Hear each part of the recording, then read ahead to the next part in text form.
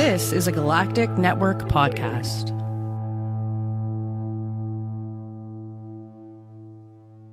The Podcast of Terror is a great podcast. It's covering movies that are not for children, and thus this podcast is not for children.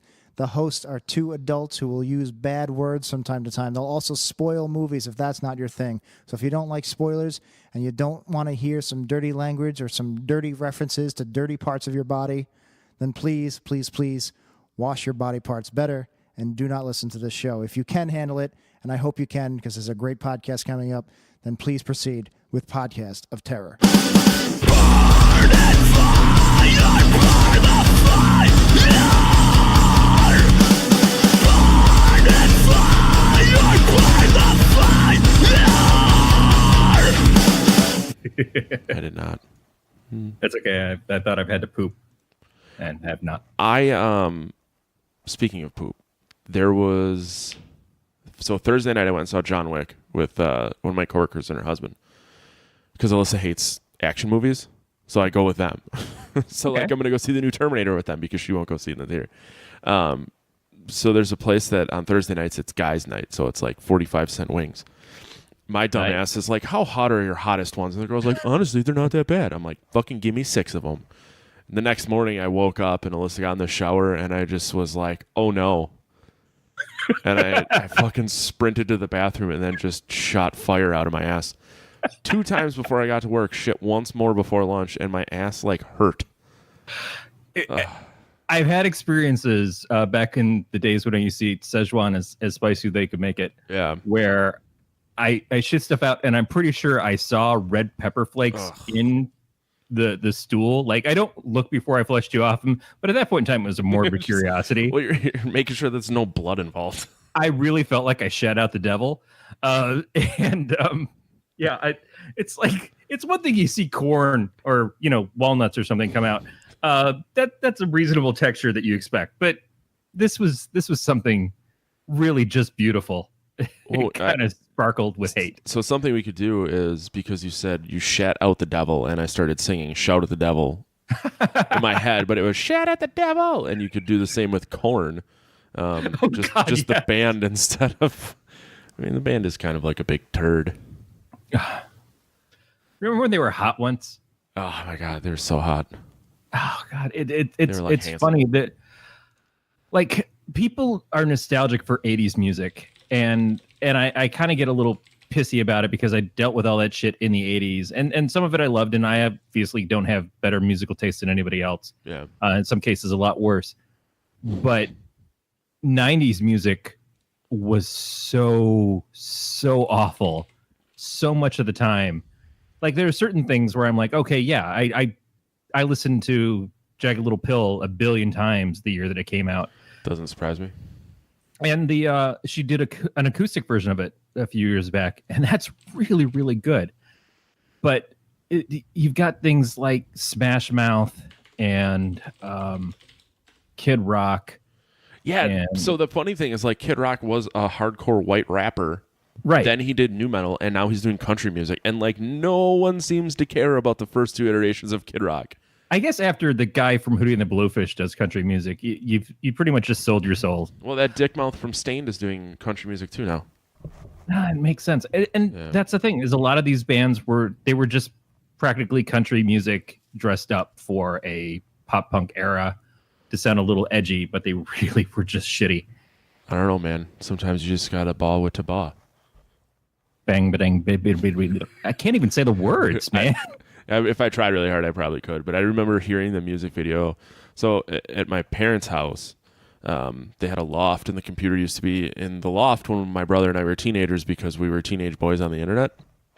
Mm-hmm. So there was a TV that would sit behind me, and it was just like this fucking like 8-inch screen. And I had MTV on, and it was like midnight on a Saturday, and that video came on, and it changed my life. Yeah. I went and purchased the CD, and I was a Kid Rockian. I also love nu metal. I still proudly display the fact that I listened to Stryper in the 80s. Yeah, but I feel like that's less uncomfortable. Musically, Stryper is really good. Yeah. If you're not in the Kid message, Rock musically it's not is for not. Yeah. Especially when two of his biggest rock songs weren't the music, it wasn't even his. Yeah.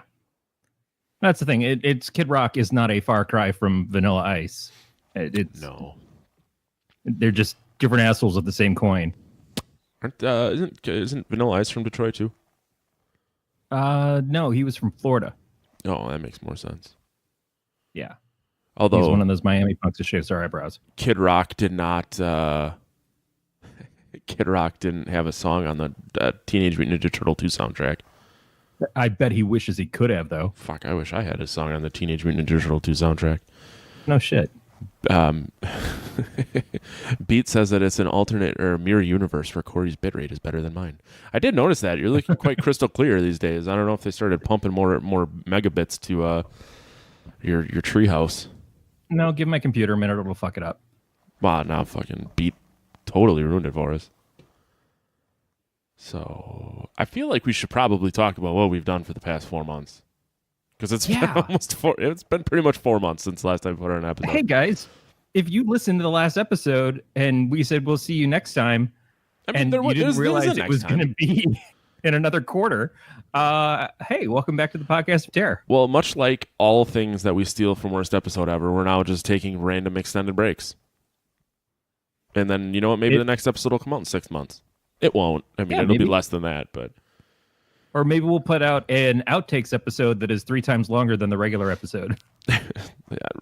I'd have to take things out for there to be outtakes.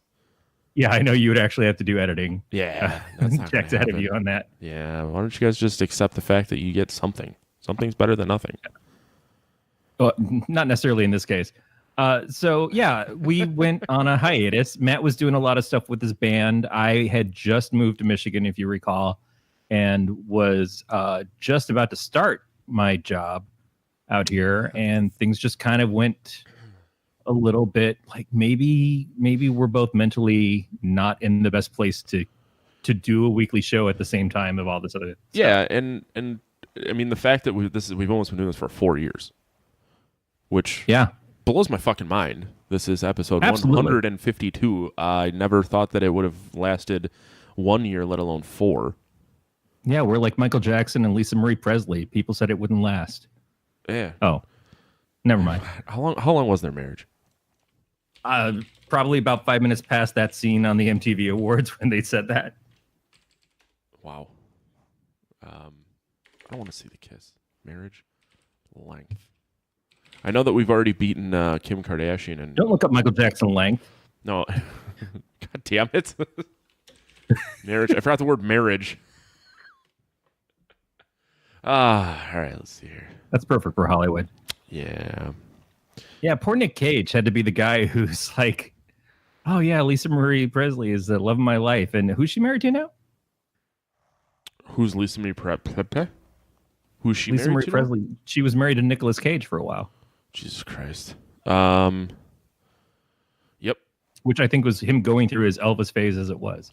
So this podcast has lasted longer than the Michael Jackson Lisa Marie Presley marriage. There was 2 years. Yep. Nick Cage was 2002 to 2004. Then she was married to some dick mouth named Michael Lockwood from 2006 to 2016. He's an American guitarist and producer, a native of Hawthorne, California, best known for producing and performing with Lisa Marie Presley. Ooh, and Fiona Apple. Oh, okay. Well, there you go. Yeah. What do you think Lisa Marie Presley's up to these days? Probably looking for husband number 4. I suggest somebody from the Black Crowes. Number They seem 5, very actually. popular with the ladies. Oh, Michael Jackson was not her first. She was married No, I from didn't. 88 to 94. Oh, Jesus. Wow, she took 6 years off between Michael Jackson and Nicolas Cage. Good for her. Oh, she's a Scientologist. Well, there you go. She defected from the church in 2016. Oh, well, maybe that's why she's single now. That would make sense. She's got to take back her love life from Xenu. If I mean, if she's listening, I'm pretty sure she's listening to this. So if she just want to give us a call. She's not an unattractive lady. No, not at all. She's kind of like that dirty hot. Like I'd probably spit on her if she asked me to. Or if she doesn't ask. No, yeah, even if she doesn't ask. Oh man, she does not look good these days. Oh, did she? Yeah, she Go to the same surgeon as her mom. Oof. I can't tell if she has makeup to make her eyes look black or that's just. Yeah, never mind. I retract my statement. Still willing to spit on her just for different reasons, though. Yeah, I'd plow like 90s Lisa Marie. Not present day. Beat also suggests that if pot lasts longer than 5 years, go see your physician. Or call more ladies. Yes, because obviously we're wonderful towards the ladies. Well, that's from the ladies' man. There's something about Carvassier and erections lasting longer than 4 hours. Call more ladies. I'm not going to hate on you for quoting Tim Meadows. I was a little concerned that you were going to think less of me for knowing that. Tim Meadows is he gets a pass. He's all right. I feel like maybe we should cover that movie. It was pretty. I feel like it is a horror movie in its own right. Yeah. I'm trying to think of shit. I know I briefly mentioned seeing John Wick. Have you seen that? I'm trying to talk about all the shit we did for the past 4 months individually because I haven't really seen movies. In all honesty, I haven't talked to you a ton. We've kept in touch, but I've done 2 podcasts that were longer than the Avengers movie about the Avengers movie. I have not seen the third John Wick yet. Okay. The best way to describe John Wick is if you take the 10 minutes of talking out, it's just 80 or not 80. What was it? 2 hours? It would be 120 minutes of just murder. Yeah. The guys at work were talking about John Wick 3 and they were going over it and then looked over like, well, have you seen it yet? Are we spoiling for you? I'm like, what the fuck are you going to spoil about John Wick 3? It's not even a script. It's a 2-page pamphlet. Yep. Yeah. There was some fight scenes that I thought went on a little long, but I wanted to see everyone die. And that's what happens. There was a scene with dogs that I thought went on a little too long. Beat says he's seen it twice, so I'm curious what he thought of that part. But they announced the 4th one already. Yeah, I'm excited. And good on them. I mean, they're terribly enjoyable. Yeah, like I held off on watching the first one for a long time because of the scene with the dog. I was just I don't know if I can handle watching that in a movie. I rewatched 1 and 2 this past week before going to see the 3rd one, and I fucking teared up. Yeah. So it's like the opening to Up, except a less little more manly and 800% more murders. Yeah. So I'm glad you want that many murders. You have to go see Cars. Cars 4. Hit and run. I would love to see a Cars version of Death Race 2020. Yeah. I mean, that would just be fantastic. Especially they got Stallone to do a voice. We can't get David Carradine at this point, but God, that would be just so fucking cool. B did point out the fact that in John Wick 3, Keanu Reeves does say guns. Lots of guns. Literally the same line out of The Matrix. Yep. And he's not far off from Neo at this point. A little more karate.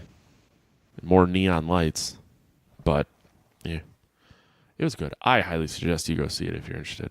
I will watch it on some sort of cable streaming service thing, like I've watched the other ones. Yeah, I mean, it's not going to change your life to go see it right now, especially if you weren't, eagerly awaiting it. No, but it's a fun franchise, and I don't begrudge anybody making that franchise and having it work. And I know that they're supposed to be doing a TV series based around the hotel, which I think is really cool because there's a lot of backstory to all these other characters that are around John Wick that I'm totally into. I actually really want to go to because it's the Continental in New York City. Yep. I kind of want to go there. Apparently it's closed now. Well, yeah. While it's popular, let's just close it off to the public. Oh, maybe it's not. The Yelp page says that it's closed. I don't know. Wikipedia can get to the bottom of this. I imagine it would be a tough time to be running that hotel, though, because everybody's going to want to come in there and act like they're in John Wick and then start shit behind the scenes and try not to get caught. And somebody gets murdered in the next room and Adrian Palacky is there. And why not? Because Adrian Palacky. No, yeah. I didn't realize it just opened in 2011. I just kind of just assumed that this was an older hotel. I'm trying to figure out. I'm really kind of like into where action movies like that are coming from right now, because Denzel keeps doing the Equalizer movies. Yeah. And I was a fan of the Equalizer TV series, but those films are really great too. And they're not huge Hollywood films. I mean, we're seeing because they're Denzel, but they're good and they're solid. And, it's not crazy uptick of action like John Wick is, but it's still got a good amount of it. And it's a cool story to do. Tom Cruise had done the Jack Reacher films, and the first one was pretty good. The second one felt more like a TV movie level. But it's not bad. It's just like it doesn't quite have the feel of a Tom Cruise Hollywood film. But I would like to see that continue too. I think these are good times when you've got to go up against giant blockbusters with huge budgets like the Avengers films or the whatever DC's trying next, and the Star Wars stuff and all these other things. It's nice to have things that can be still in that center to lower budget, but still give a good story and a good amount of action to be fun. And it's tough to always be reaching 11 on a scale of 10. Well, and that's the problem, is everything needs to be bigger and better than it was the last time. Excuse me. And it's not, eventually something's going to have to give. So upon further review, the Continental is like apartments. It's not a hotel. Oh. And a studio apartment, which is a 20 by 20 room, starts at $3,500 a month. Yeah. It's fucking stupid. New York is kind of crazy to people like us. Aaron was just reading. Aaron's mom came out to visit us a couple weeks ago from California. So we're trying to get her to move out here. And we're looking at houses. And my house, for people who don't know, is, it's an old house. It's got its issues and stuff, but it was built in 1900. It was $70,000, less than $70,000. And it's on a double-sized lot, so it's about a third of an acre of space. And so we were looking at options and everything, and I guess Aaron was looking up tiny houses in Michigan, and right now I guess there's legislation that says that you can't build houses, at least in certain cities, that are smaller than 1,400 square foot. What? And the reason is that they don't want to have these tightly bound together spots where, you get too much congestion in a city because there's nothing but land out here. So I don't know it's as much that they're against the tiny house movement as they're trying to keep people to have space and be able to, it's probably more for developers than anything, but it was weird to kind of see that. Whereas we were walking around our lot a couple weeks ago and I was just like, if this was California, there would be 6 houses on this. Yeah. We could easily fit 6, 5 more than ours, get rid of the garage or have like one parking space for like each place to have its own spot. But yeah, it would be like not even a thought process. We would not be necessarily window to window, but I've seen that. When I was down in Vegas last in Henderson, they were building 3-story houses with 5 feet in between. Like you could literally reach out the window and touch the next house. Yeah, when we looked at houses in California originally, that was one of the things that I noticed is there was a beautiful homes, great new construction, everything you could ask for inside except for space. And when you were in the main bathroom, I could reach across the way to grab toilet paper out of the other person's bathroom. Yeah, that's fucked up, man. It's weird in California, especially because the outdoor living is what it's sold upon, but nobody can afford to live there. And the outdoor living is pretty much you just have to get out of your house and go to the one beach or whatever that's close by or up in the hills for hiking to enjoy the space and then go live in your box again. Yeah. No, yeah, it's fucking whatever. It's all a racket. Real quick, I want to thank a friend of the show, Mike Nielsen, who sent me a bottle of New Holland Dragon's Milk Triple Mash, which is local to you. I can't get it. So he sent me that and a couple, like a bottle opener and a koozie and a shirt from his company. So thanks, Mike. That's awesome. Yeah, I got to send him some beer in return. He told me not to, and I told him to go fuck himself. So as you do as a sign of gratitude. Yeah, I was opening we had some friends over last night. I was opening a bottle with the opener he made, and someone was like, "Oh, that's really cool. Where'd you get that?" And I'm like, "Oh," I said, oddly enough, The guy that listens to me talk on the internet made it for me. And Alyssa just looks at him. She goes, and he gave him our address. I'm like, we didn't come over and fucking kill us. Like, how does it really matter? It could be worse. He sent you alcohol in a bottle opener, and now unless the bottle opener is meant to be your defense against him, he did arm you. That's a really good point. Although he did also disarm you by saying, well, Matt's going to be drunk. Yeah. But it's not like you have to send Matt beer for Matt to be drunk. No. Yeah, I got yelled at yesterday because we couldn't fit food in the fridge because there was too much beer. And I'm like, give me like 2 days. I'll clear it out. Yeah. It's not the end of the world. I finally brought the little mini fridge up here from downstairs that was here when we first arrived because we hadn't got a fridge yet. My mom drove it up. She's like, yeah, you can take it upstairs and have it in your office. I'm like, I don't know if that's really going to make any sense.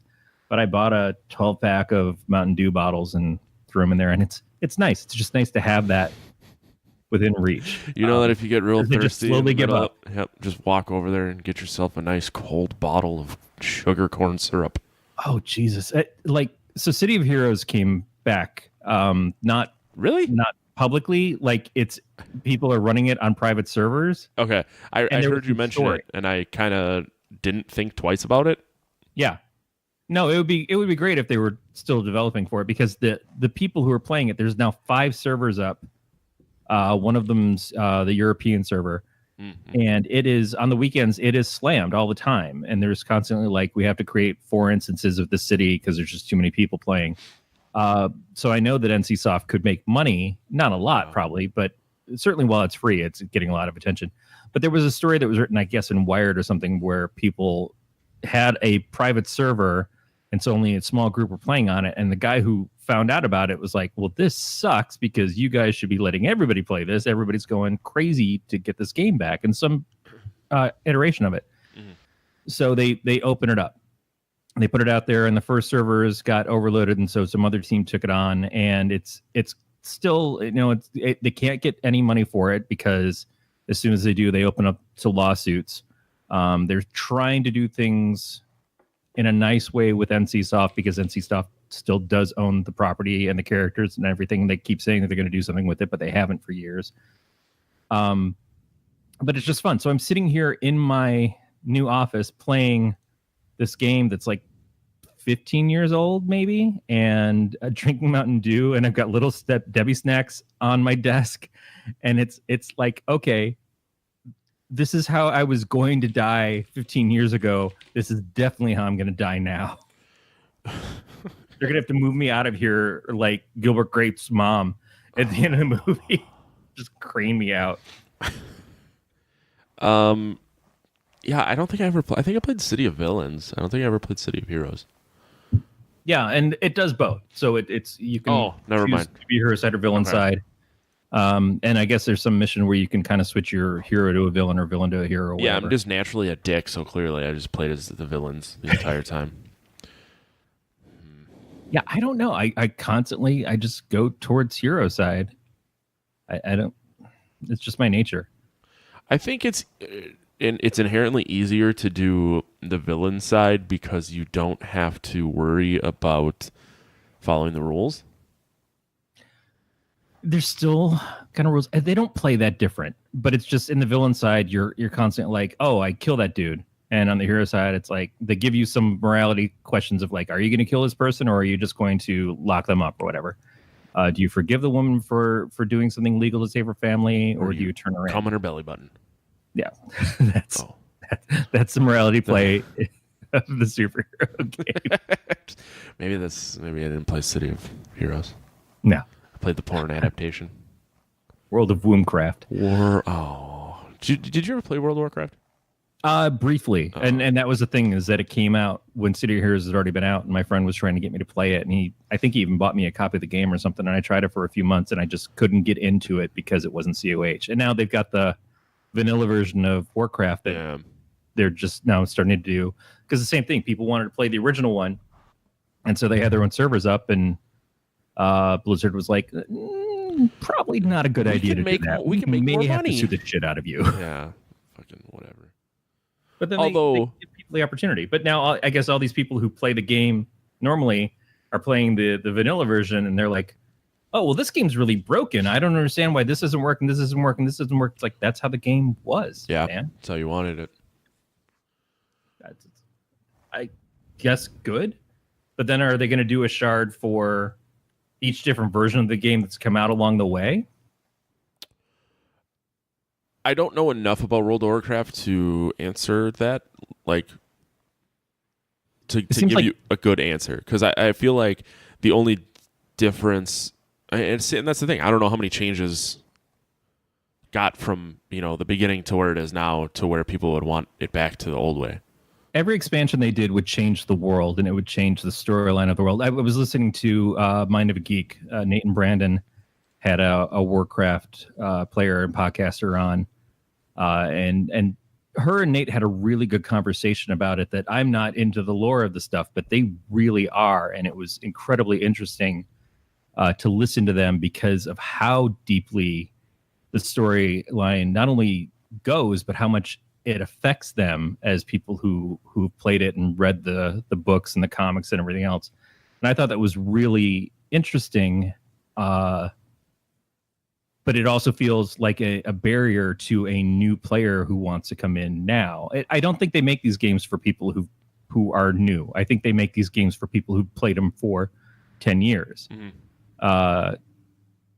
But that's okay, as long as your audience stays with you. And if your audience is saying, hey, we want to go back to the alpha version of this or whatever, because we have that nostalgia, you should feed that nostalgia when you can, as long as it's not going too far off the rails. But you gotta listen to your existing audience if you can't draw in a new audience. And I think the new audience is playing on mobile devices, they're playing on phones, they're playing shorter games, they're not into this deep, rich world thing. It's that shitty mentality is the reason that the next fucking Diablo game is a mobile game, and Blizzard thinks that that's like the future. It kind of is. It seems alien to us.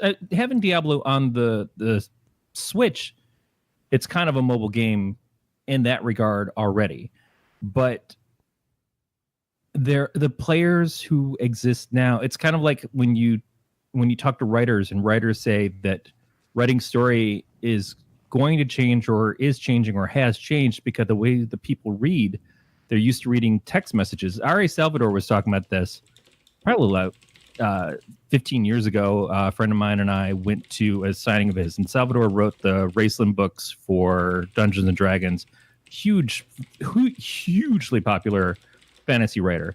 And he's like, yeah, at some point stories are going to be told more like text messages. They're going to read more like scripts. Yeah. Because that's how people are used to reading now, and they don't read books the same way. So you can still write books the old way, and some people still enjoy it, and new readers will come along.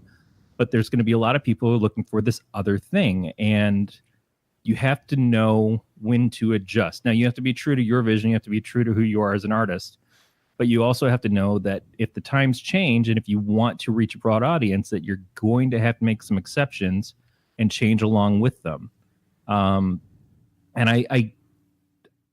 I will kick and scream my way into that on certain things, but I also have to know that I don't try to reach a broad audience. I don't have that in me. I do things too much for my pleasure. Mm-hmm. As much as we say the show is for the listener, and it is, we'd love to make the listeners happy. We just don't know what the listeners want. I only can do things the way that I do things.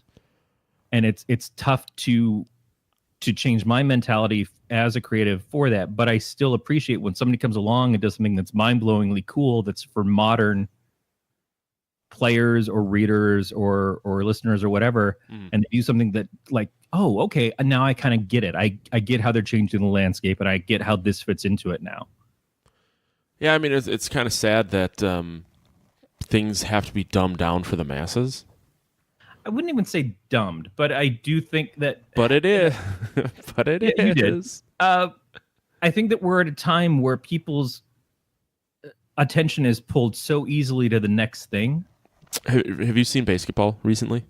Not recently. So I think I assumed you had seen it, which is why I didn't ask if you had just seen it. But there's a scene where one one of the South Park guys. I don't know who's who. That's my bad. But the older guy is talking to him, and he makes a comment about how attention spans are measured in nanoseconds, and it like cuts to him, and he's staring off at a bird just on a branch, not paying attention. Yep.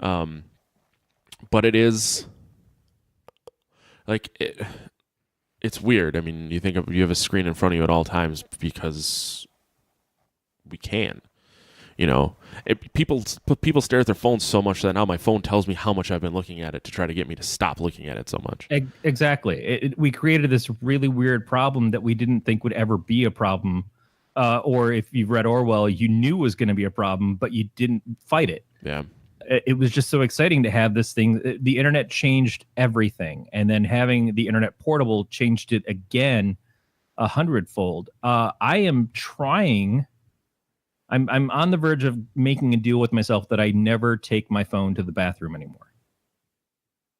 Because I'm an old man who already spends too much time peeing, and I just want to sit down and God, in the worst way, have a breather. I mean, that's a good point. Yeah, and it's like it's not healthy. It for me physically, it's not healthy, but it's also mentally not healthy to have that screen communication device with me. Yeah. So I'm just like, maybe that's where I make my first cut. I'm already using my phone less and less. I'm spending less and less time on it, but I can't watch a movie with Erin, a movie that she wants to see, without getting kind of pissy about the fact that she's staring at her phone or playing on her iPad or something while she's doing it. Yep. But I've always been that way. I've always listened to music and done something else, or played on the computer and looked at the TV. It's not wrong of her to do that. It kind of bums me out, especially when I'm into something and I look over to her for a reaction, but that's because of our relationship with each other. I want to make sure that she's getting the cool things out of it that I'm getting. Yeah, and for her to look up in 20 minutes and say, oh, what happened? I wasn't paying attention. Well, God damn it. Whose fault is that? Mm-hmm. Apple's. No, and that's a good point. Like we've been watching more TV. It's a weird thing, and I'm sure you can agree, and anyone who's been married for a long period of time, that as you are together longer, like you tend to not try so hard. You don't try as hard at some times, and then you have to reassess that. So I've been trying to make sure that we watch TV more, shit like that. Which the TV's always on, but usually it's her on one chair on one side of the room, me on the other chair. We're both staring at our phones. Yeah. But now I just set my phone out of arm's reach. And I noticed that I look at it a lot less. Well, and it forces. Game of Thrones is just finished. We didn't watch it. Well, I know, but I mean, for us, we haven't watched the last episode, and I'm kind of concerned that we're not going to watch the last episode, because she does with shows sometimes. She made it all the way through Breaking Bad, except for the last one. I think she made it all the way through Nip Tuck or something without watching the last couple. That was a good fucking show. I'm sure it was, but I wasn't watching either of those with her, so I haven't seen them. But she gets to almost the end, and she's like, I don't know if I want to watch the last one. And we've got through the second to last episode of Game of Thrones, which has put the whole fucking internet in a tizzy. And I'm not saying you're wrong. I'm just saying you kind of knew that the show was going downhill when they didn't have books to follow anymore. Well, not only that, but I don't think there was any way that it could have ended. And this is coming from someone who has never ever seen it, but I don't think that show could have ended in a way that everyone would have been happy. That would have been completely satisfying. It's rare that a show does. The more beloved a show, even more so. But it is like the last show that we watch together that has been appointment television for us for the most part. Like, it's been a little tough because she's been working nights and I work days, so we haven't watched the episodes as they were hitting on Sunday nights, because it's too late for me on some Sundays she's working. But yeah, it is like that last time of, oh, we're both watching this, we're both into this. I kind of have dipped in and out the last couple of seasons, but I've still been with her, and she rewatched the whole series in anticipation of this last season, which is quite a commitment. Mm-hmm. And to not have that show be our thing anymore, and some of the other shows that have been our thing together, like the Goldbergs and everything, Goldberg is kind of burning itself out too. Yeah, I gave up on that one. I had to stop. Yeah, I don't blame you. And Schooled is like even worse. But we don't have anything that's now like, oh, let's go and watch this. Let's watch our shows. We're running out of our shows, so our time together is less of a thing. So when I had to watch this movie this week, she was like, "Oh, great, we'll watch it together," because she really likes it. She'll pop this one in every once in a while and pop the sequels in. And I didn't watch it with her last night. I didn't think about it because I was playing stupid City Heroes until 3:00 in the morning. And so today we're at breakfast and she's like, "Oh, well, you didn't watch the movie with me and now you have to do your show today, so we don't get to watch it together." I'm like, "Well, we can go watch it after breakfast." I didn't realize she had to work. But I put it on and she was there and she was drawing at her desk. Not a goddamn thing wrong with the fact that my wife is doing artwork in the morning before she starts work. Right. But I already said, I'm like, you're not going to watch the movie. You're going to listen to the movie while you're doing your other stuff anyways. So it's not that big of a deal. But we now have to kind of decide to spend time together on this stuff. And that's why I worry about being up here playing this stupid video game and having my mini fridge and everything else, is that I love my wife. I love spending time with my wife. I love having conversations and stuff with my wife. And I haven't seen enough of my wife lately. Yeah. So yeah, it's tough. And things like screens get in the way of that. Beat wants to know if your wife is not into closure, and that's why she never finishes TV shows. Maybe. She moved around a lot. She was a military brat, so she didn't have very many things that were hers that she could keep, and maybe that's part of it. But I think also sometimes it's just the anticipation that the end of the show is going to suck. Yeah, and I mean, she watched the end of Dexter. That was not it. We started rewatching it, so I think we're somewhere in the middle of season 2. But I'm like maybe we just won't watch the last season. Yeah, just get through the episodes with John Lithgow. Oh, that's season 4. I think that's probably the last good season. Yeah, I don't remember 5 or 6 or 7 being bad. I don't actually remember 8 being all that bad. Just the way it ended was stupid. Yeah, it was. I remember there was some season where it was a drinking game. Except I don't drink, but I would be in the room and I would hear Dexter say something about his dark passenger. Just every fucking episode, he'd have to make some reference to his dark passenger. And I'm like, Jesus Christ, who's writing this shit? Yeah, I mean, there was, we just watched the episode with, where he starts going to rehab. Mm-hmm. And, he's talking to the chick, and that's when the dark passenger starts. All the dark passenger talk starts, and I was just like, it's so cheesy. Yeah, when he started going to therapy and stuff, it was kind of. And then when they tried to hook his sister up with him or saying she was in love with him, that was tough too. That was weird. I remember that being. But again, odd. this is there's a point of view of someone who didn't watch the show. Yeah, whatever.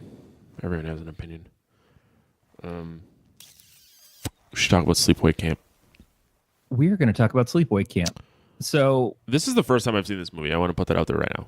Yes, and I wanted that. I think I want to say that I remember us talking about it either on the second last episode or the last episode. It was either with Phil or with Jack. Now Jack hasn't seen it either. Nope. I realized the other day. So it might have been Phil. And I remember us hearing that you hadn't seen it and us sort of dancing around a little bit like, oh shit, I remember Matt needs to see this. We don't want to fuck this up for Matt. Yeah, I forgot about the ending, and then when I saw it, I remembered knowing it. Right. But I'm glad that you forgot. Yeah, because I remember looking the picture up of that last scene where he's naked, and it's just like, what is it, Felissa? Is that her real name? I think. I have it in it somewhere. Something. I don't know if it's Felissa or Felisa, whatever. Angela's face, like superimposed on a boy's naked body. Yep. And I just thought that was fucking weird. Like it's very weird. It's doubly weird because she's like 14 when this is filmed. Yeah. I mean, hopefully the boy that they used was over 18, but the face just looked really bad and fake. I don't want to go like straight to hammering the end of the movie, but I think I don't think they dressed up her face because I think I've seen her make that facial pose. Yeah. So my buddy of mine has met her, and in the picture she's making that face. and this was like 2 years ago. Yeah, it's like Skarsgård doing the face of Pennywise. Yeah. And it's like grin. It's like, oh shit. Yeah. Like you are no longer invited over. Yeah. Have you seen Return to Sleepaway Camp? Is it the sequel or is it the fourth one or the new one? The newest one, the 2010 remake. I have not. Not remake, and I was so Erin has watched the sequels, the two follow-ups, which she was supposed to be in, but she couldn't get out of a she'd been accepted at NYU or something. Yeah. And she asked for time off and they're like, yeah, well, we can't guarantee that you'll get the acceptance again if you do that.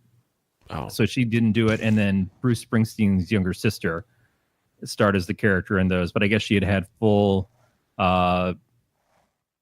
transition surgery by that point in time, which is another thing that is weird. And I guess we should get into at some point, but Erin watches those sequels a lot and they're a lot more campy, which is weird to say about sequels to this movie. This movie, I mean, they really wanted it to be like good and scary, but the acting was fucking garbage.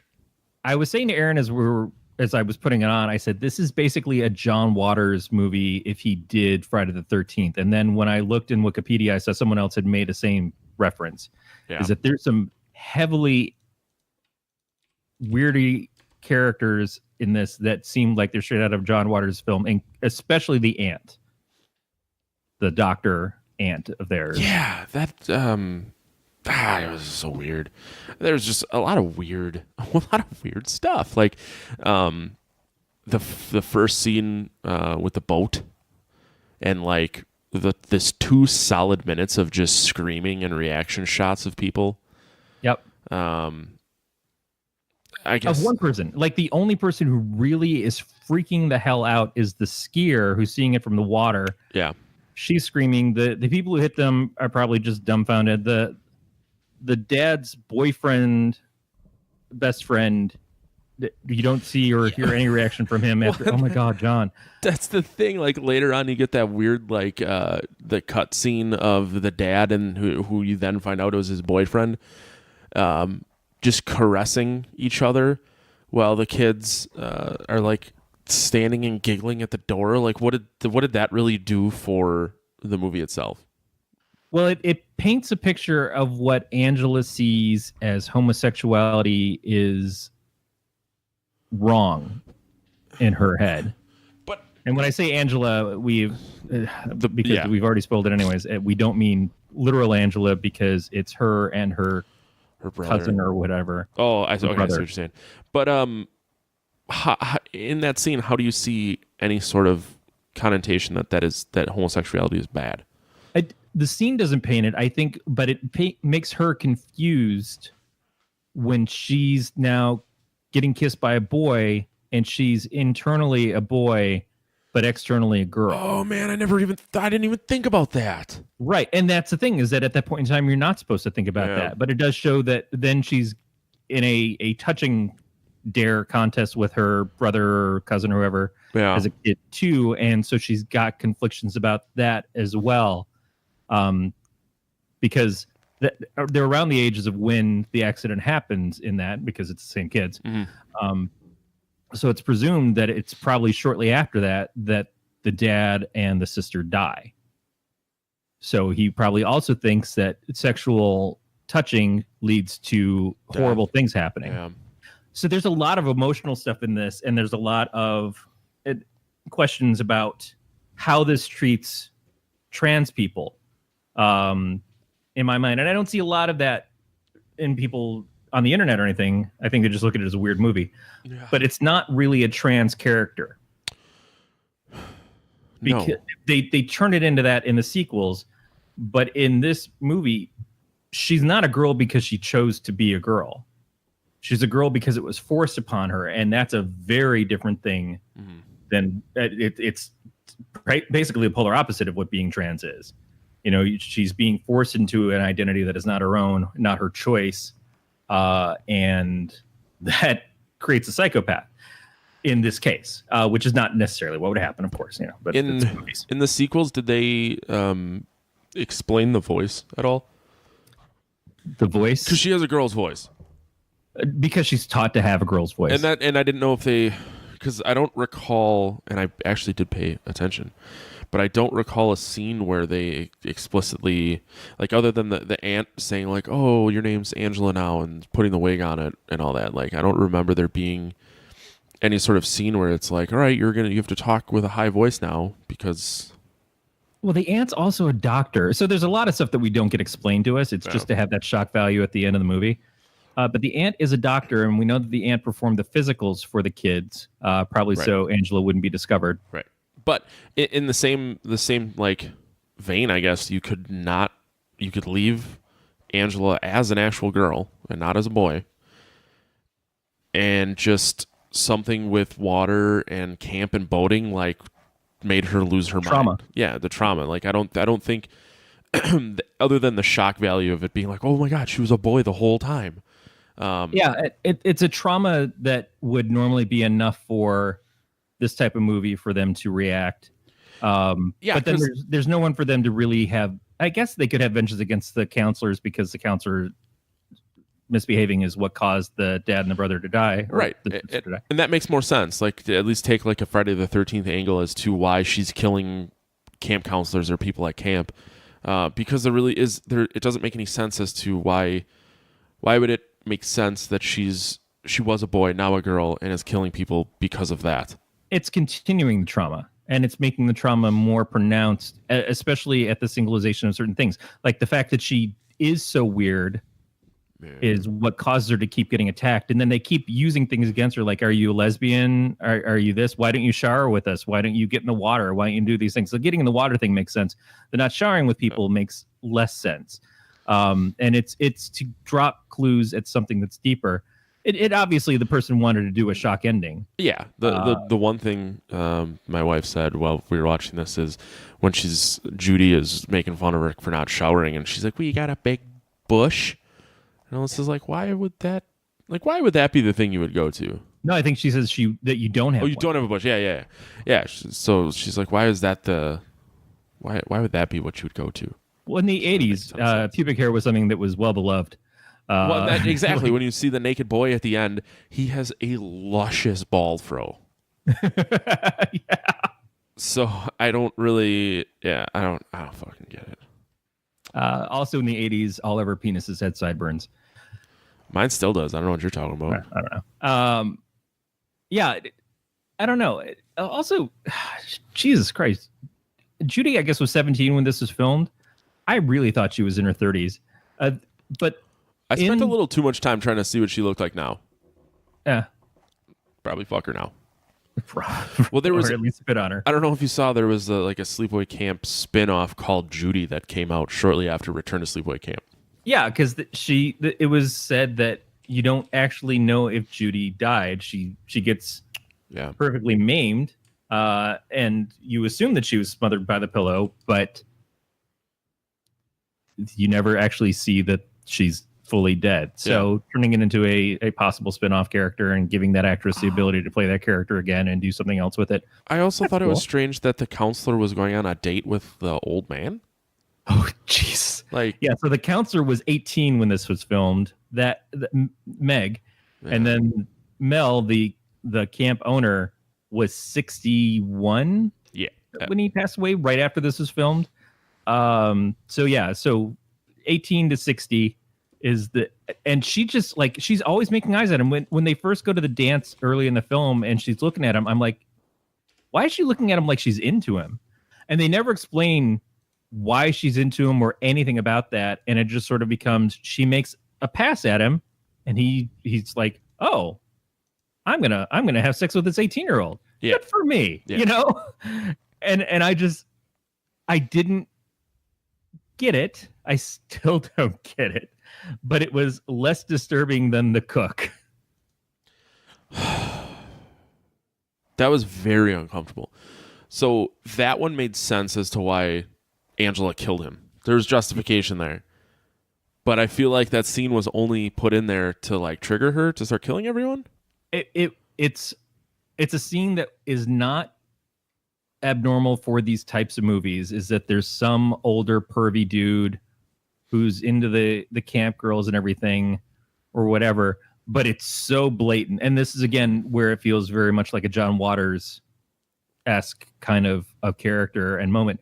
But he's looking at all the camp kids coming up, and they're all obviously like 12 to 15 years old, like not even remotely like. And that's another cool thing about this movie is they actually got kids to play the parts of kids. Yeah. But he's making references like, they just haven't grown hair yet. It doesn't matter to me, which is bad and gross enough. But all gross. the dudes that work there hanging out with them, laughing at it and enjoying it. Like the other guy who takes over his job when he gets killed, he's like, yeah, that guy always kind of had a bit of the devil in him. Ha ha ha. And I'm like, yeah, that funny friend of mine, he rapes kids. I just like the shit, the acceptance. And there's a lot of acceptance of like, oh, too bad. Mel is a shitty ass fucking counselor.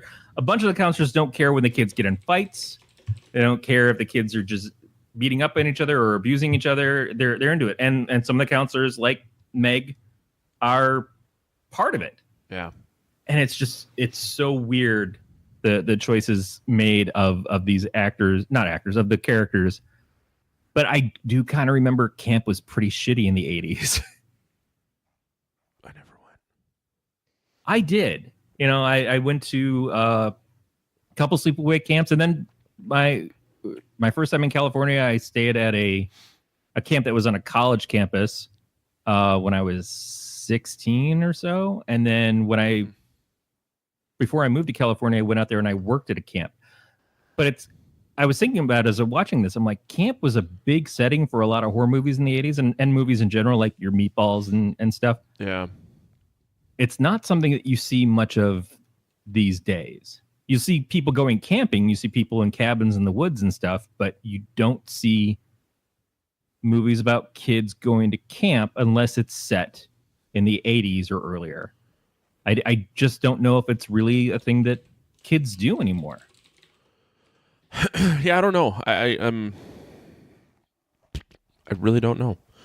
I don't know of any of my friends' kids that are going to camp. I know of one person that's going to listen to this who has a kid that is probably close to that age, so I expect a response when he listens to this, and then I'll let you know what he says.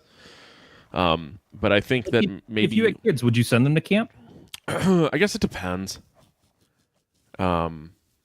I played baseball. Like, I played sports, so going to camp really didn't make any sense. You know what I mean? Yeah, you had your physical activities for the summer. You had your team building and other kids and stuff. My parents were divorced, so my mom, I think, would send me to day camp, which was usually more local when I was a kid because it was a placement to have me during the day instead of school. But also she wanted me out there and meeting people and being social instead of sitting in my room reading comics. I also... What do you think a camp would be now? Everybody would be pissed off that they couldn't get signals on their iPhones. Well, that's the thing. I also grew up in a neighborhood with other kids, and we would play in the neighborhood. So going to camp really wasn't needed because I was already outside doing stuff. Yeah. Like, and I didn't stick with Boy Scouts long enough. The only time I went to like a weekend camp was for getting confirmed Catholic, which I never finished. So, yeah. Yeah, I went to Christian camp a couple of times. Yeah. I wasn't in band until high school, so I know the joke band camp, but there was never a need to go to band camp. Yeah, I'm kind of surprised how many camps I went to now that I think about it, because I was not into it ever. Yeah, we used to do like a day camp, but it was like soccer camp. Yeah. So that was 5 days, and I ate Little Caesars pizza for lunch every day. It's fucking nice. Awesome. Yeah, now I just don't even want to look at Little Caesars pizza. Oof. Do you have Hungry Howie's by you? No, I've never heard of it, but I'm looking it up right now. Hungry Howie's, I guess it's more of a Michigan thing then, because we moved back here, and I haven't had Hungry Howie's since I was a teenager, and I keep seeing the ads, and then I drive by one on the way home, and I keep thinking maybe I'll try it out because our pizza options. They have the original flavored crust. I don't know what that means. They do different flavorings of the crust. I remember. Oh damn, they do. Yeah, they had one piece of that shrimp on it or something too. At one point, I don't know if that's still a thing.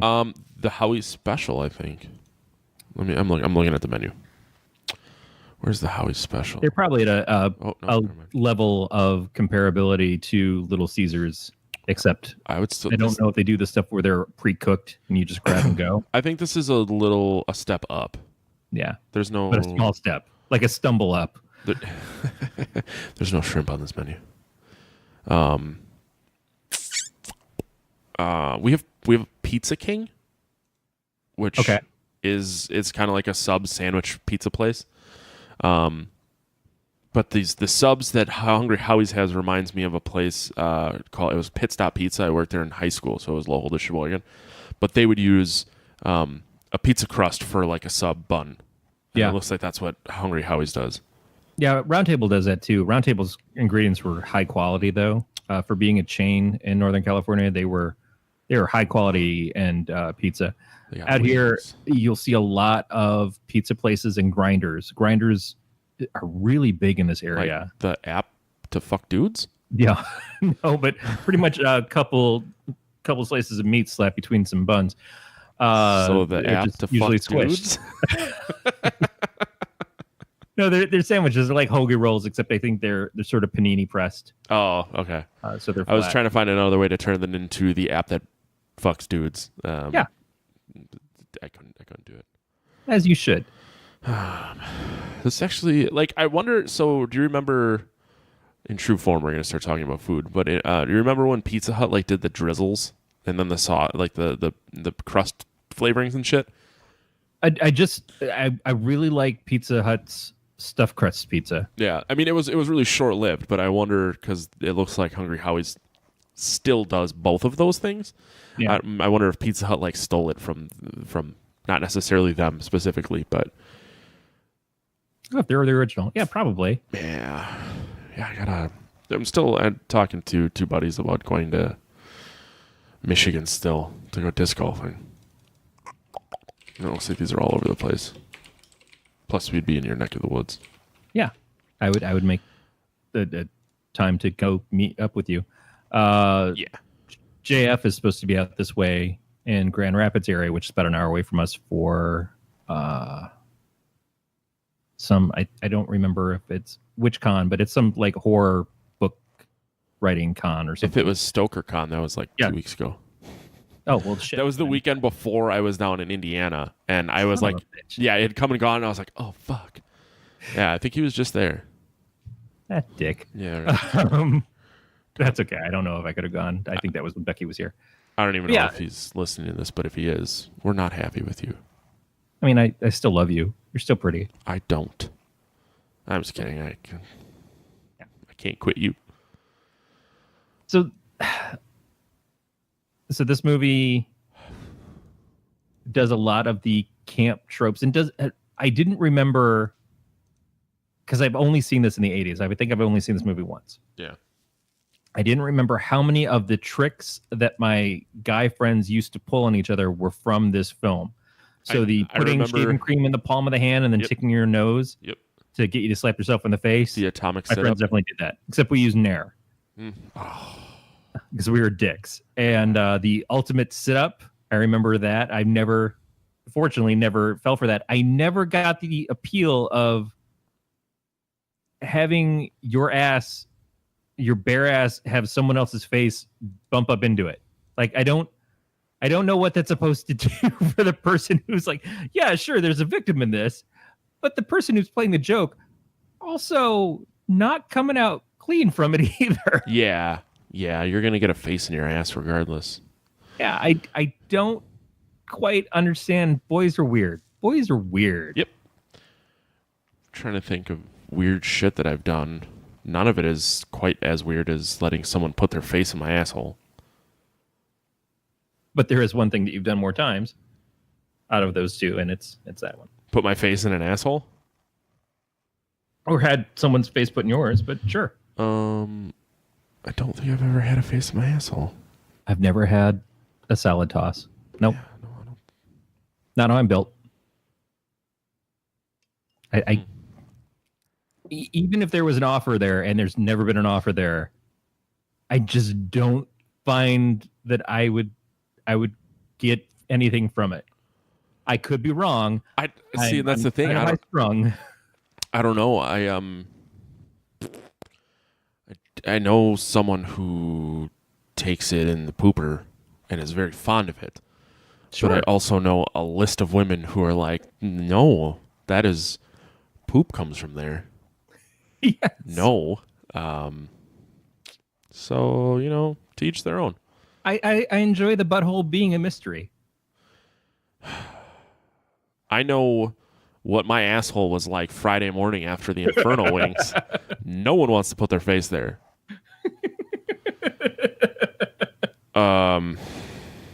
Yeah. Do you have any hot sauce for your? Do you want any hot sauce for your potatoes? No. Can you just bring Matt over here and let me lick his butthole? Yeah. I'm just gonna dip my burrito in your asshole. Is that okay? I'm like, yeah. I've had some burritos that were probably very close to that. That conversation really took a turn. Where are we in the movie?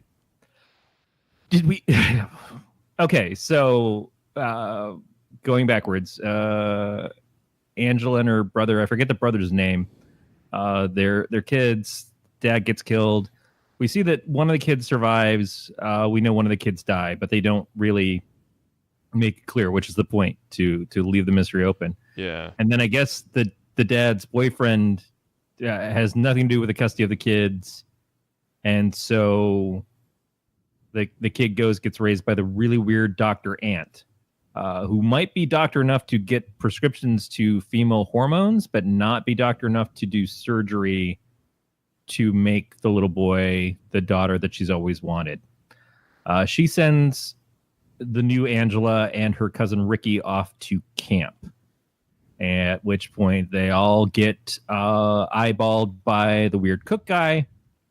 Yeah, so real quick on that, I noticed, I could tell pretty much when it started that he was going to be a rape artist, a pedophile rape artist, and I really hoped it wasn't going to go that way. And then it went that way, and I was a little sad. At least he gets his comeuppance very quickly, and we don't suffer through much of him. I feel like this is who I just listened to the episode of Geek Cinema Society that I was on because I enjoy the people, not because I enjoy listening to myself. Where we did Sucker Punch, and there's a cook in that is basically the same cook. I feel like it's just all cooks in these things are some sort of rapist. I'm dying. I think it's a really easy character to put in a number of situations, especially when people are getting murdered. Yeah, and that's it. It is a really easy character. Or it's the character the cook who spits into the soup all the time and just is randomly disgusting and makes just the grossest meals. And then the next thing you see is a scene of the kids eating it and being totally unaware of well, this is just camp food. Yeah. And I kind of expected that too. I thought he was going to get beheaded and have his head put in the soup and then everybody's going to eat it and not know. Yeah, the decision for him to get the boiling hot water dumped on top of him and then to show the really garbage effects of his skin bubbling and melting, which I couldn't even really say bubbling and melting. It was more so like blisters had formed and that was it. Kind of like the bee stings later on. Yeah, and the other one, the arrow through the throat, no one's going to die from that. No, it's going to suck really bad. No, you'd have to literally be left unattended and people let you bleed out for you to actually die from that. Although in Mill's case, I think that was the case because he was in a point where nobody could find him or was looking for him at that point. And then they found Ricky, who he beat up and took him back instead of going further to find Mel. But yeah, so the cook could conceivably say who did that to him if he saw Angela at all. I wasn't sure if he did or didn't by the time that the impact happened. The bee sting guy doesn't see who it is either, but he also doesn't crawl underneath the doorway of the stall that he could have easily gotten out from the bees at. Yeah. Which I guess when you're getting stung to death by bees, you're not thinking things too clearly. I could have kicked that fucking thing down, though. Yeah, it didn't really look like it would have been that hard. He was one of the beefier kids in this. So the kids show up at camp. Ricky has a past relationship with this one girl, Jean? Is that her name? Judy. Yeah. Judy. who, like I've already established, looked like she was 35, but wasn't. Not only that, but when they point out the fact that, like, oh, Judy, she developed, her boobs aren't that big. To a couple 14-year-olds they are, though. And at that point in time, like, she had nothing last year, and then she's developed this year. It's significant. I as a person who's been a 14-year-old boy, I don't remember being a 14-year-old boy, and I don't want to remember being a 14-year-old boy. no, it's the worst. It is not good. But so Ricky's best friend Paul meets up with him at camp, and so yes, makes the statement of like, oh, Judy's got huge tracts of land now, but does it right in front of Angela, who he later develops a crush on. Yeah. And I'm just like, wow, that's some blatancy. That's some like right in the middle of the ground. But again, boys they're just gross. Our gender is not really endearing in a lot of ways, especially when we're young and undevelopmentally. There's that. And so, yeah, the camp starts out, and Angela spends most of the time not talking to anybody. And so, to Matt's point, she has a girl's voice, but we don't hear it for the first half of the movie. Right. And that made it less of a mystery. I don't feel like there's a lot of mystery that it's Angela doing the killing in this. They keep trying to point Mel at thinking that it's Ricky, but we don't see anything to give evidence as to why he would think that. Yeah, but you also don't get a ton of evidence to point as to why Angela would be doing it. Not why, but as a person watching the film. She is doing it, but yeah, as someone watching it, it's not that far. It's not that big of a stretch. I mean, there's only a small handful of main characters that you see consistently that don't start dying or get killed. Yeah, it would have been cool if it was Paul, because he's tertiary to it. But there's the point where he sneaks up on Angela, and she's like, "Oh, I thought you were the killer." Yeah. And it would have been like not unusual for the cool boyfriend type guy to be the killer. But at least it would have been, oh, okay, so it's not one of the main two characters. But all right, we get a sense of it. Yeah. But it had to be her because she's the only one who went through trauma. And in the end, it's not about the reveal of who the killer is. It's the reveal of who the killer actually is. What she actually is. So I guess it's not that terrible of a thing. And again, we're putting a lot of thought process into a movie that is kids getting killed at camp, which has been done so many times before and since. Yeah. This came out, 83? I think it was finished in 83. It had a limited release and then got a wider release in 84. Yeah, so it's not... It came out at the same time as the first couple of Friday the 13th, and... Yeah, I don't remember when Bloody Murder came out. I think that was early 90s, but that's another camp murder movie. And yep. What was the one, the town that dreaded sundown? Yeah. Kids getting killed, not at camp, but they all have similar feelings to them. Yeah. Like, someone just murdering kids. It's an easy thing to do. So yep. What stands out about this really are two things. One is that the kids are played by kids.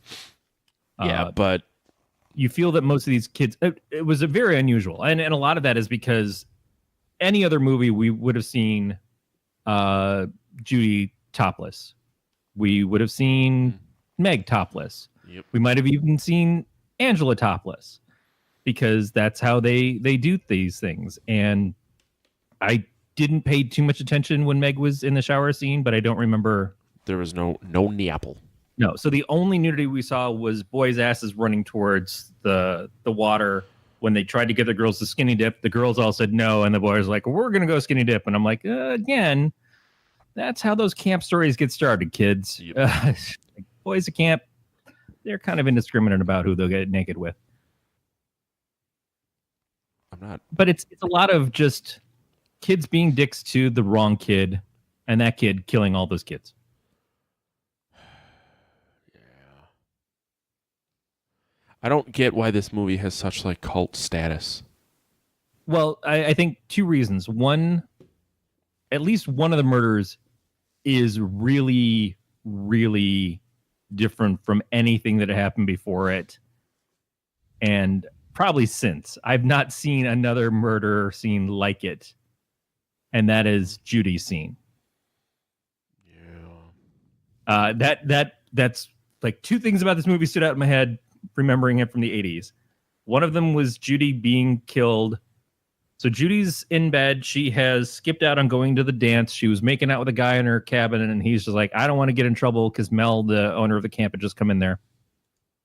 He's like, I'm going to go back, and she's just giving him shit because Judy's just trying to get a piece in this whole thing. Like, she's suddenly into Paul because Paul's into Angela, but she's just throwing it around everybody. Good for you, Judy. Camp needs more like you. You fucking slut, Judy. But after getting turned on with this guy, I guess because she's going to go prowl the dance after all, she starts curling her hair. And then someone comes in the cabin, which I don't think they do a very good job of obscuring Angela's face at that point, but they just kind of gave up. Someone comes in the cabin, she's talking to them in the dark, and then that person pushes her down on the bed, shoves a pillow over her face, essentially what we would think is to smother her, but then sees there's a hot curling iron burning a hole in the bed. She picks it up and shoves it into Judy's vagina. Yeah. And then you just see Judy's hand puppetry in the shadow of the reaction until she stops screaming and writhing and gets dumped. So again, we're supposed to believe that Judy lives through this if we go into the Judy sequel, unofficial as it is. But that's okay. That's not the worst thing to say that she survived. It's just that scene stands out. There's a scene in I Spit in Your Grave, which was also a movie that I saw in the 80s that I never want to watch again. Where a guy you don't want to ever watch that one? Yeah, have you seen it? No, I haven't. Okay, well, there's a scene in that stands out in my head too. It's like two of the essential, like, holy shit, I can't believe they did this in this movie things. So this is one of those two. But the other part of the movie, obviously, is the big reveal at the end. You know, the getting Angela cradling Paul on the beach after she tells him that she's okay with going skinny dipping now. We don't see it happen, but we assume that he saw that she has a penis. And a sick ball throw. Yeah, with sick ball throw. And that's probably what it was. Paul wasn't against the penis. No. He was really jealous of the amount of hair that she had. Yeah, right. But I do believe that she's Italian. So fluff like that. Yeah. So she kills Paul probably because of how he reacted to the fact that she's actually a dude and is sitting there cradling his head on the beach, still naked from the attempt at skinny dipping, I guess.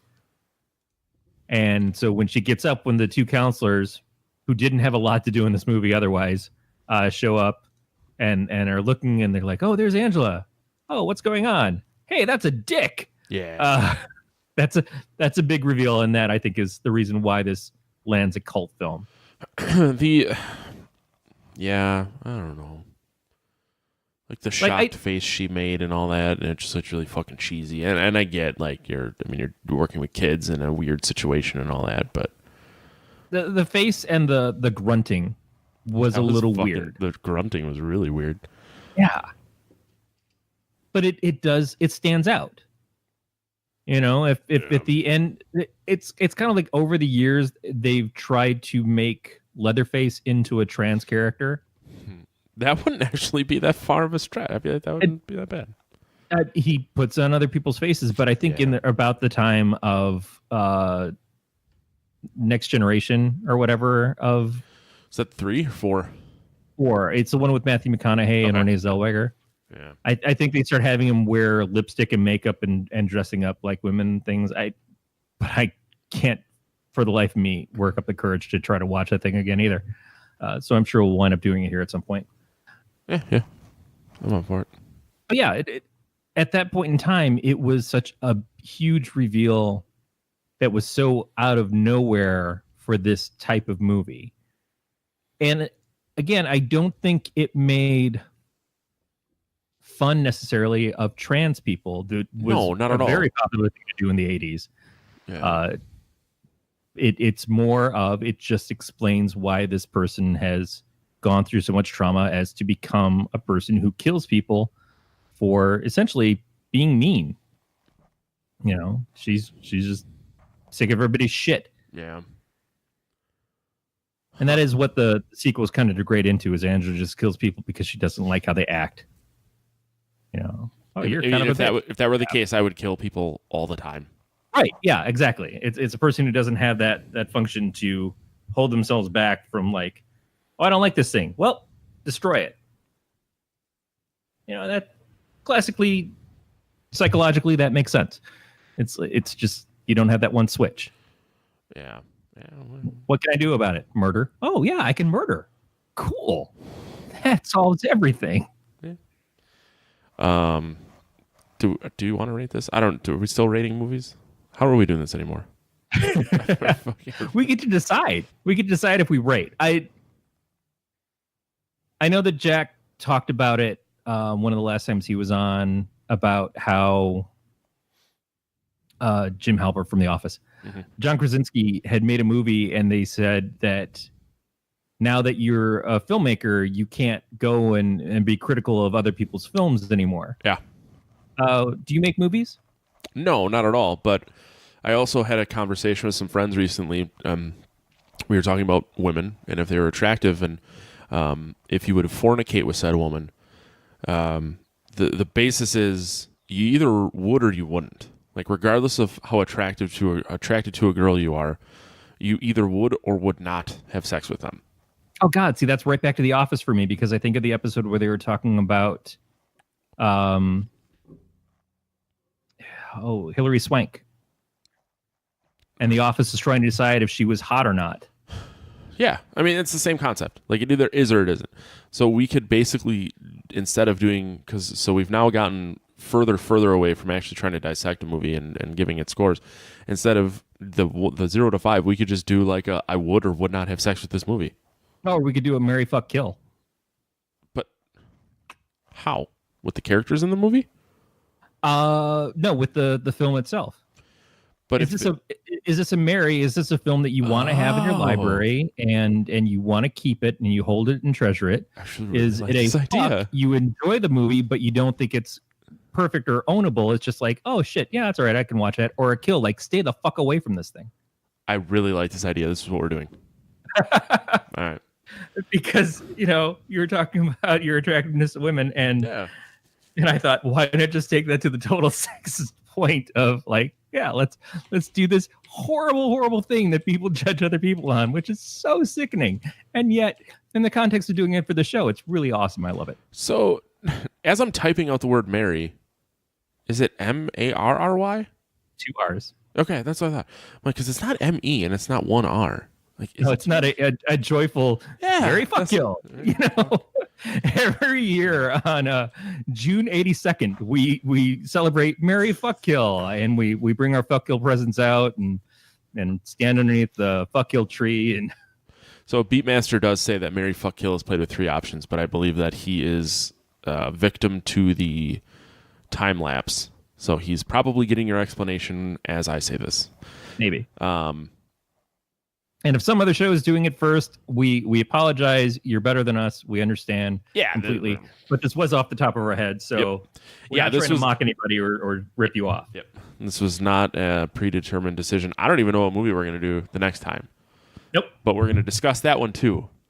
Yep. And also when you want to do this again. But because next week I'm out of town, so I figured we would at least miss next week. Yeah. So marry, fuck, kill. I would have to.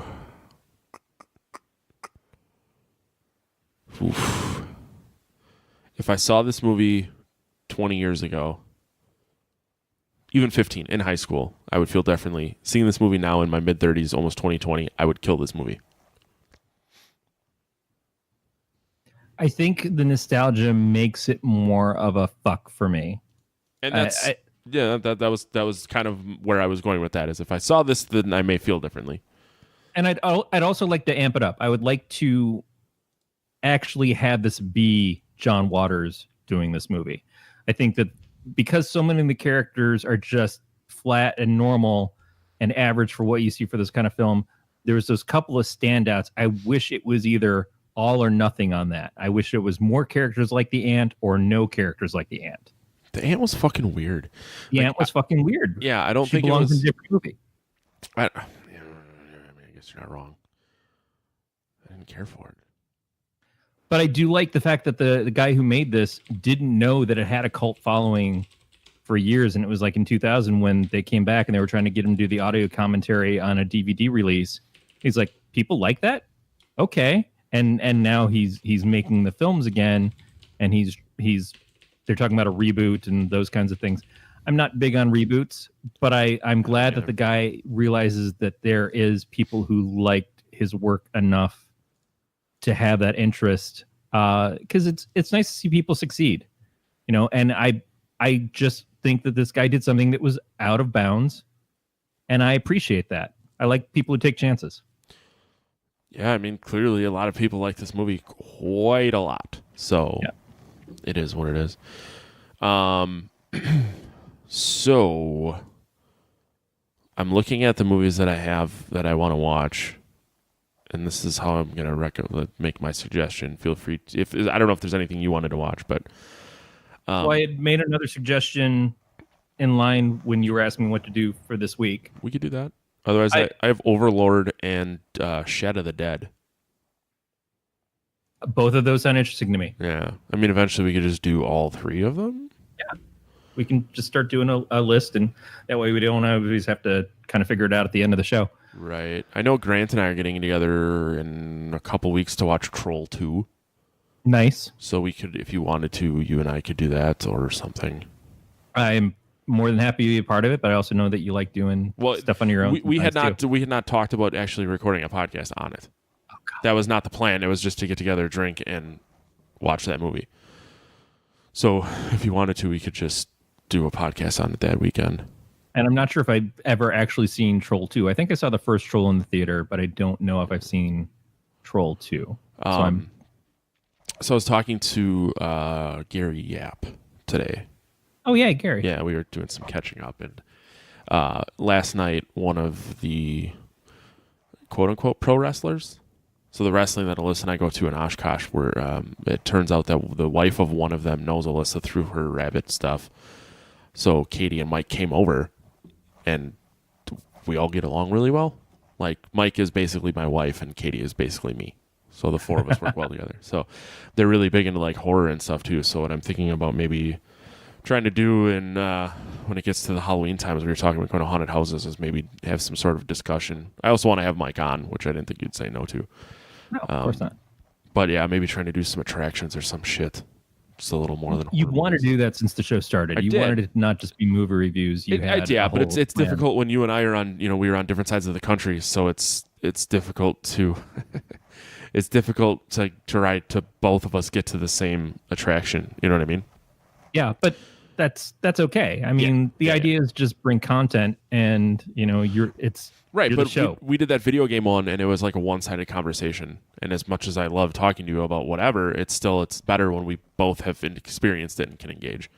Yeah, I get that. Beat suggests that we should do Sucker Punch. Jesus fucking Christ, Pete. I feel like you can pick any standard movie and it'll be considered a horror movie by me.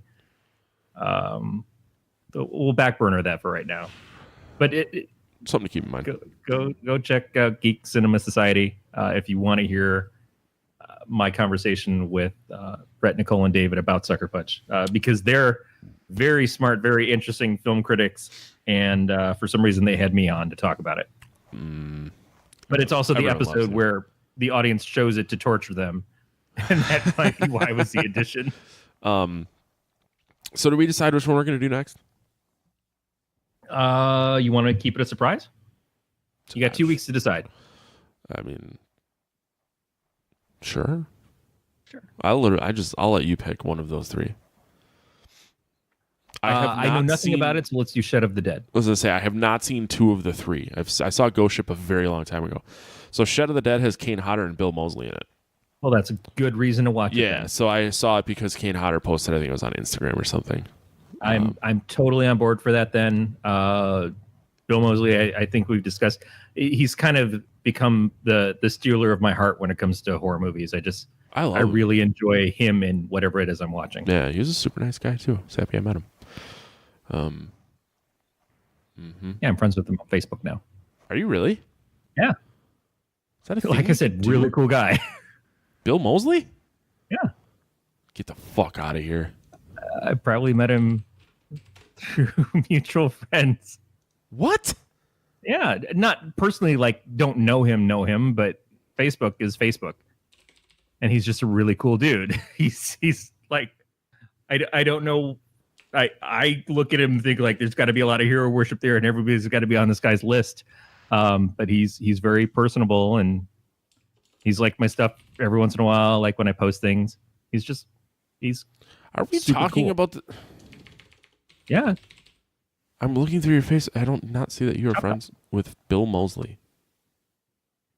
Maybe it's his page or something. I don't know. Oh. But like I said, he's reacted to things that I posted before. Huh. I'm a little jealous now. Friend him. Like I said, that's what I'm trying to find. Super sweet. He might actually remember you. That's why. He doesn't know me from Adam, but My Facebook, my picture is him and I. oh, well then, yeah. That's what I'm saying. That's like, where are you, motherfucker? Oh, and remember Russell, Yes, the British chap. who's watching Oliver Yeah. and Ghost House? Yeah, is he in your house right now? No, but I just wanted to say this because he's such an awesome dude. Mm-hmm. I caught his King Arthur movie on cable a couple weeks ago, and the movie's weird. Movie's fun. It feels like the beginning of a TV series. Like it feels like a pilot movie that should have become a TV show. But he plays the son of Morgan Le Fay in it, and he's so good. And then the actress that was in Who's Watching Oliver with him plays Morgan Le Fay. So she basically plays his mom. So it's like when Tom Hanks and Sally Field played lovers in Punchline, and then she played his mom in Forrest Gump. Except she's still super hot in this. So yeah, it's one of those things. It's just nice to see Russell and other stuff, and I hope he does some more stuff that we get to review on here again soon because I just really dig that guy. Yeah, he was a sweetheart. So, Shed of the Dead In 2 weeks. Kane Hodder, Bill Moseley, Because next and a weekend, shed of some sort. I gotta take my wife to see Eddie Izzard. Nice. I'm actually really looking forward to it, so I'm not even that upset. I'm totally jealous of that. Eddie Izzard is fantastic. Yeah, it's the second time we've seen him. So this time we're going to Minneapolis. Last time he came to Milwaukee. But yeah, That's awesome. So do we close off? What do we do? I guess so. You're still. Did you get a better? Can you read it or not? I don't have it open. I'm not even sure if I have it I don't anymore. know how much of this still exists. Probably none of it. Hey, Podcast of Terror. If you aren't subscribed to the show and you want to be, you can look up Podcast of Terror on your local podcatcher. You can give us reviews at your favorite one, and you can find our webpage at gncast.com/pot. Yes, Twitter. And Facebook, as far as Instagram. social media, follow the Galactic Network. That is the network that we are proud to be a part of. And the page has been very active lately, thanks to our friend Anessa, who's just been killing it by posting stuff. And some of it is obviously sci-fi related, but she's also been very attentive to the horror stuff as well. Mm-hmm. So it's a good follow. A lot of great people participating in it. And finally, as far as that goes, you can also follow Matt on Untapped. Yeah, Matt the Lifeguard. Instagram's the same. Yep. I took Twitter off my phone because I realized I never open it. Yeah. And I got annoyed because randomly it would update, and it's like, you have 976 notifications. Like, I don't want any of those. Yeah, 0. I would like 0 notifications, Twitter. And that about does it, except for I keep dropping hints about another show that we might do at some point. You and I? You and I and Jack. Yeah, I'm still waiting for that from him. Okay. So we're waiting on him. So I expected that other show to surface before this show came back. Yeah, me too, actually. I don't want anybody to feel lied to or anything. It's one of those things that it's a special project for us, and it relates to the three of us all getting together to be able to do it. And so I hope it's worth waiting for, but I just didn't want anybody to feel disappointed because we've talked about it on here, but I haven't been saying the name or what it is yet. Just because I figure people who listen to us and listen to Jack will just understand. Yeah. Yeah, that's something I'm waiting on the meat from Jack. And I'll have to reach out to him and see if I can help with the meat. Yeah.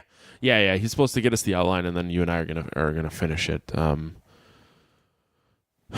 Yeah. Beat made a comment about how this episode will be less than 2 hours, and I said, well, we don't have a guest. Jack was supposed to be here, but he unfortunately was busy because this was all kind of short notice. So if Jack would have been here, this episode would be at least double the length. And I miss a lot of our guests, so we will work in slowly again as we get our pace back to figure out who we can bring back. Erica, I guess, showed some interest maybe. Yeah, fuck that girl. No, of course I'll have her. I'll actually I'm going to see her in just under 2 months in Chicago. Yep, I'm excited for you guys. I'm not excited to drive there, but I'm already trying to figure out how to navigate that one. Pete Master just said Apex. But yeah, luckily there are Uber in large cities, so I will get close to downtown and make someone else take me there. You need help. Yeah, well, not only that, but I looked up and it's like parking at the hotel is like $70 a night. Oh. So, because it is downtown Chicago. Jesus so it's Christ. like, even if I got a car there, I'm like, I could pay probably $30 each direction for an Uber, or $210 to park my car for 3 days. Yeah, that sounds like San Francisco. That's insanity. Yeah, luckily enough, I know someone who lives on the north side. He's about 20 minutes from downtown without traffic. He said we could just park at his house and then take an Uber. So it will not be the end of the world. But yeah, no, I want to get Erica back on. I've been talking to Matt Vincent lately. I miss Matt a lot. He's living on the road. Like, wow. Part-time. Yeah, he's gone so much he's just kind of living on the road. So we had talked about he made some comments about like just coming up and camping out on our land for a bit. Cool. So I don't know if there's truth to that or not, but we had talked about the Twilight movies. So that's still in the works. The only way I'm ever going to watch them. Same here. For Matt Vincent. Yeah. Who else? Gary. We'll probably get Gary back on. I've been talking to him quite a bit lately. Gary does some really good, interesting choices. Yeah, fucking just movies that make me sad. Yeah. All right. So there's a podcast of terror in your future, and we're glad to be back. And if you've stuck around and kept us on your feed, we're really appreciative that you've done so. We missed April Fool's Day. Maybe we should do like a June Fool's Day. We'll talk about it. Yeah, because we had an idea. Might be a little soon for June. Well, that's true. That is in like 4 days. 2 days if you're getting this in iTunes. But yeah, we'll figure something. We'll do like a July Fool's Day. I don't know, guys. I've been drinking. All right. I don't know what to do with my hands right now. Nope. Thank you for listening to the podcast of terror. We will all talk to you all next time. Stay scared, everybody. I like how you had to do your own line after. I know. I would have given it to you, but I didn't know if you could remember it. No, I totally remembered it. I was just waiting to see how this one panned out. So, bye.